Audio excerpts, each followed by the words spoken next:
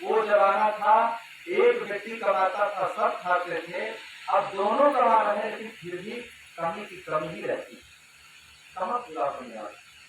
और वो जमाना था लखनऊ जिले की, हम प्रत्यक्ष घटना आपको बताते हैं 10वीं तारीख की। एक नौवे की शादी हुई, शादी होने के बाद जो लड़की थी वो अध्यापक थी। तो जब आई वो ससुराल, एक दो बार तो उसको स्कूल ले गए लोग, फिर देखिए सास ससुर और पति सब नाराज होने लगे। क्या कहने लगे, देखिए हमारे घर में महिलाओं की कमाई लोग नहीं खाते, अब आज कल तो हम ले गए, अब तुमको दौड़ दौड़ करके कहाँ कहाँ तुम्हारा स्कूल जाए, रोटी हम बनाए तो स्कूल जाओ, ये नहीं होगा। और हमारे घर में यदि रहना है तो पढ़ाई और अध्यात्म से छोड़ा गया। अभी उनके पति का देहांत हो गया है, अभी वो है लगभग 80 साल की उम्र, 80 साल की उम्र है। जब आश्रम में हमारे यहाँ आती है तो यही कहती है, न मालूम कितनी लड़कियां बहुएं सब देखिए आजकल नौकरी कर रही है, कहती ऐसे घर में देखिए हमारी शादी कर दिया हमारे माता पिता ने, हमको पढ़ाया लिखाया उस जमाने में। अब इतनी उम्र है तो बताओ उस जमाने में पढ़ाया लिखाया हुआ, कितना शिक्षा स्तर अच्छा था उनके घर का।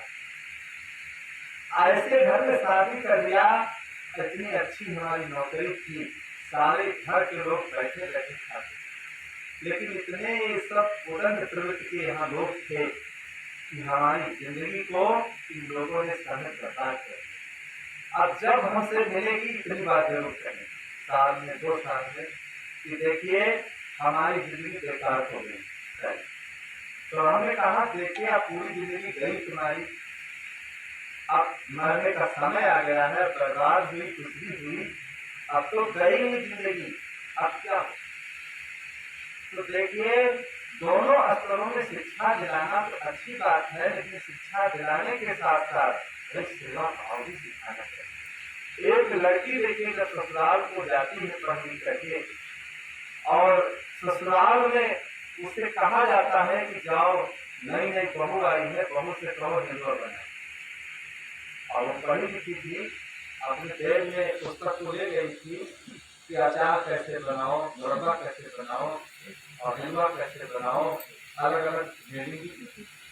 किचन में खोल करके रख लिया हलवा की हेडिंग, और पत्थर चल रहा था और वो एक अचार का आ गया। अब कभी माता पिता ने बनवाया नहीं था, तो पहले कहा कि घी डालो, उसके बाद रवा डालो, घी डालो रवा डालो, और भूजते भूजते रवा जब बादामी रंग का हो जाए तब उसमें गर्म पानी डालना चाहिए। ऐसा नहीं कि सफेद सफेद वो डाल तो कच्चा रहेगा। कागज जब उड़ गया तो अचार का पन्ना आ गया कि जीरा डालो, धनिया डालो, मिर्चा डालो, और सब जितना अचार में डाला जाता है। और आजकल का जमाना की किचन में हर चीज रखी है, वो जमाना था कि घर में जगह जगह सामान रखी होती थी, धो धो करके लाओ तब बनाओ। अब आजकल क्या है कि 5 मिनट में सारे मित्र और बता तो सब कुछ उठाया और उसी कढ़ाई में डाल दिया और फिर पानी डाल दिया, और पानी डाल करके देखिए और उसी को बना दिया हलवा।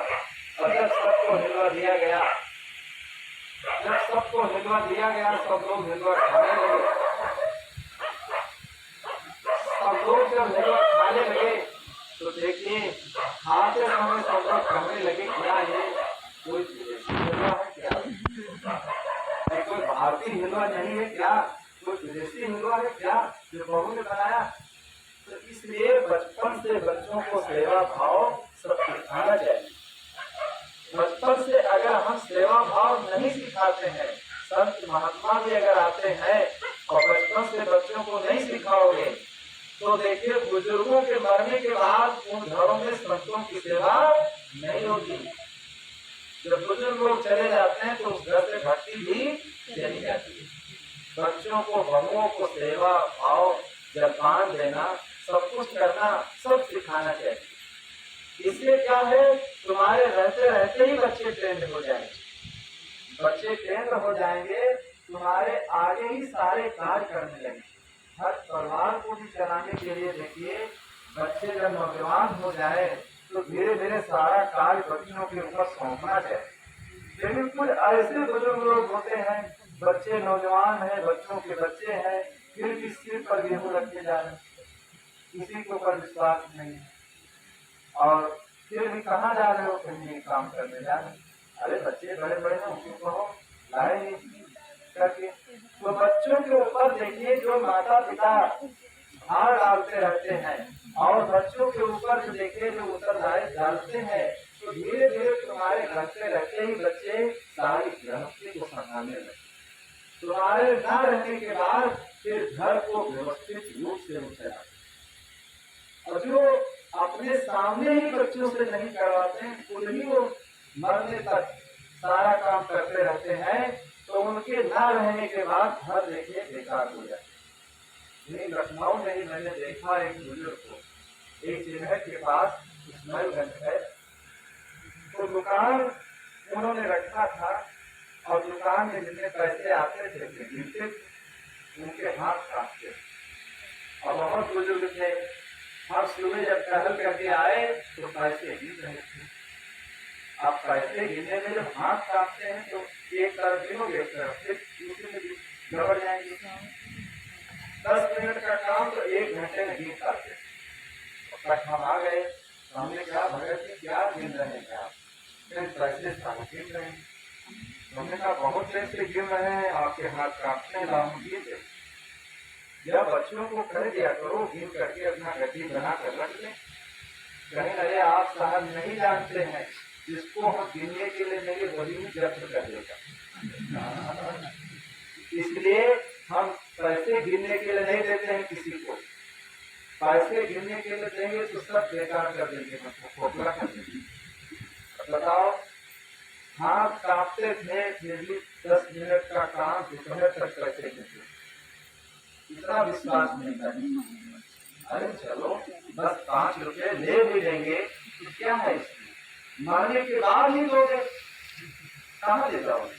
न मानो कितने ऐसे बुजुर्ग होते हैं कि जीवन भर वो सिर पर बोझा डाले रखे रहते, उसको उतारना नहीं चाहते। अरे नहीं जीवित में दोगे तो मरने के बाद देना पड़ेगा, क्या करो। साथ में तो ले नहीं जा पाओगे, चाहे जितना पैसा हो, चाहे जितनी संपत्ति हो, साथ में कुछ भी जाने वाली नहीं है। तुमने रच रच बनाई महल कोठिया, तुमने रच रच बनाई महल कोठिया, कुछ वहाँ के लिए भी बनाते चलो, कुछ वहाँ के लिए भी बनाते चलो। साधु संतों के गुणगान गाते चलो, अपने जीवन को निर्मल बनाते चलो, अपने जीवन को निर्मल बनाते चलो। तुमने रचरच बनाई महल कोठियां, कुछ वहां के लिए भी बनाते चलो। तो मनुष्य को चाहिए, भाई सब कुछ वो बनाता है अपने लिए, लेकिन कुछ अपने लोक परलोक के लिए भी बना लेना चाहिए। लेकिन जिसको अपने लोक और परलोक का ज्ञान नहीं होता है, देखिए उसकी जिंदगी ऐसे ही चली जाती है। कैसे चली जाती है?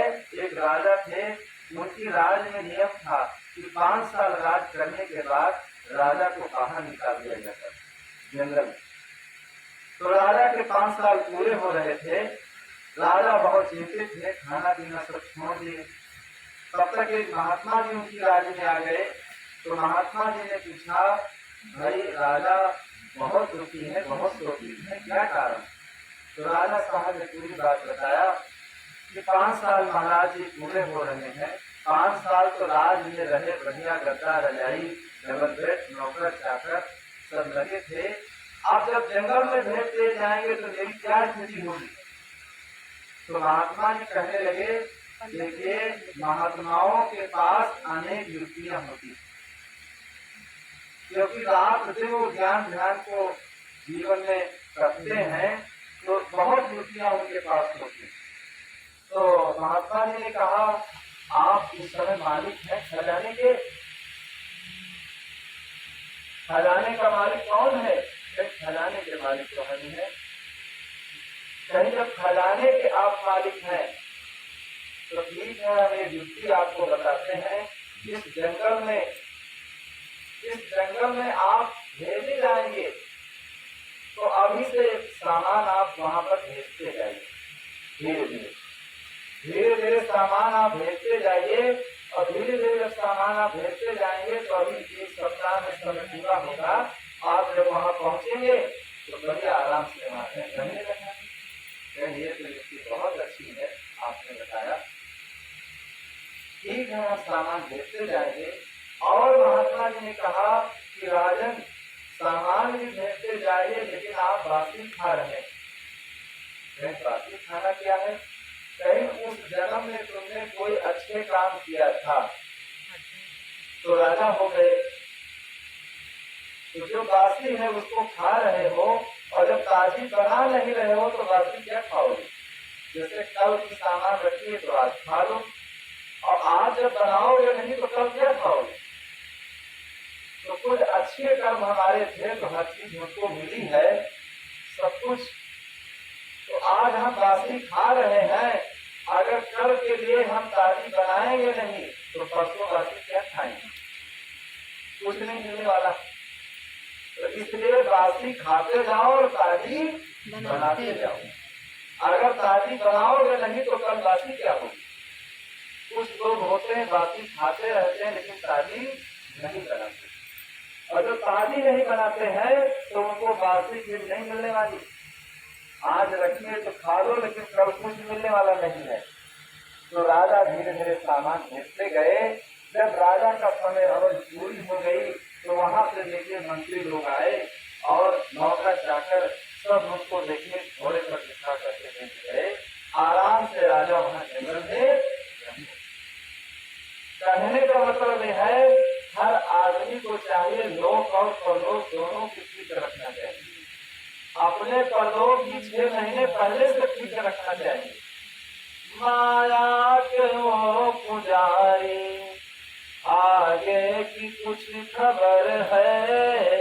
माया के वो पुजारी, माया के वो पुजारी, आगे की कुछ खबर है। इस घर को छोड़ करके एक दूसरा भी घर है। इस घर को छोड़ करके एक दूसरा भी घर है। माया के वो पुजारी। जिस घर में हम रह रहे हैं अब कुछ दिन में इस घर को छोड़ना पड़ेगा, और इस घर को छोड़ करके जब जाओगे तो भाई अगला भी घर अपने लिए बना लो। अगर अगले घर की तैयारी नहीं करते हो तो देखिए ये घर आगे काम देने वाला नहीं। तो हर मनुष्य को चाहिए अपने लोक और परलोक की फिक्र रख करके और अपने जीवन को अच्छे ढंग से व्यतीत करके जीवन को व्यतीत करना चाहिए, कि जिससे हमारे जीवन में किसी भी प्रकार का कुसंग न आने पाए। इसीलिए साहब कहते हैं कि संगत कीजिए साध की, हरे और की ब्याज, ओछी संगत पूर्ण की और आठों पहर उपास।